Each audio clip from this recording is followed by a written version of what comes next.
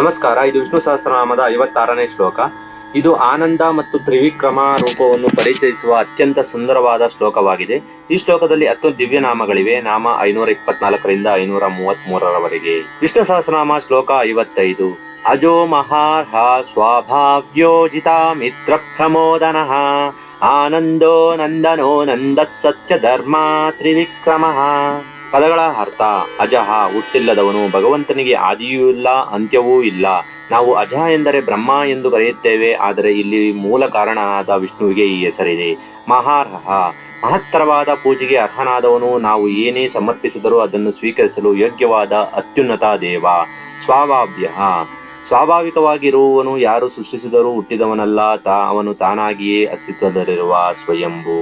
ಜಿತಾಮಿತ್ರ ಶತ್ರುಗಳನ್ನು ಗೆದ್ದವನು, ಹೊರಗಿನ ರಾಕ್ಷಸರನ್ನು ಮಾತ್ರವಲ್ಲ ತಮ್ಮೊಳಗಿನ ಹರಿಷಡ್ ವರ್ಗಗಳನ್ನು ಕಾಮ ಕ್ರೋಧ ಲೋಭ ಗೆಲ್ಲಲು ಸಹಾಯ ಮಾಡುವವನು.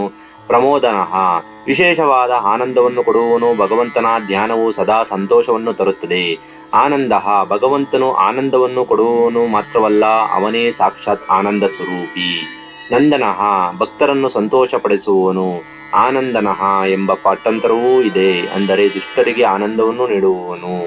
ನಂದಃ ತನಗೆ ಬೇಕಾದ ಎಲ್ಲವೂ ಇರುವ, ಯಾವುದರ ಕೊರತೆಯೂ ಇಲ್ಲದ ಸಂಪೂರ್ಣ ಆನಂದದಲ್ಲಿರುವವನು.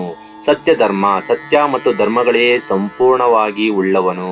ತ್ರಿವಿಕ್ರಮ 3 ಹೆಜ್ಜೆಗಳನ್ನಿಟ್ಟವನು. ವಾಮನ ಅವತಾರದಲ್ಲಿ ಬಲಿ ಚಕ್ರವರ್ತಿಯಿಂದ ದಾನ ಬೇಡಿ 3 ಹೆಜ್ಜೆಗಳಿಂದ 3 ಲೋಕಗಳನ್ನು ಹಳೆದ ಮಹಾನ್ ಪರಾಕ್ರಮಿ. ಶ್ಲೋಕದ ಭಾವಾರ್ಥ: ಹುಟ್ಟೆ ಇಲ್ಲದವನು, ಶ್ರೇಷ್ಠವಾದ ಪೂಜೆಗೆ ಅರ್ಹನಾದವನು, ಸ್ವಾಭಾವಿಕವಾಗಿ ಎಲ್ಲದರೊಳಗೆ ಇರುವವನು, ಶತ್ರುಗಳನ್ನು ಜಯಿಸಿದವನು, ಭಕ್ತರಿಗೆ ಸದಾ ಸಂತೋಷವನ್ನು ನೀಡುವವನು, ಪರಮಾನಂದ ಸ್ವರೂಪನಾದವನು, ಭಕ್ತರನ್ನು ಆನಂದಗೊಳಿಸುವವನು, ತಾನೇ ಸ್ವಂತ ಆನಂದದಲ್ಲಿರುವವನು, ಸತ್ಯ ಮತ್ತು ಧರ್ಮವೇ ತಾನಾಗಿರುವವನು ಮತ್ತು 3 ಲೋಕಗಳನ್ನು 3 ಹೆಜ್ಜೆಗಳಿಂದ ಅಳೆದವನು. ಆ ಭಗವಂತ ಧನ್ಯವಾದಗಳು.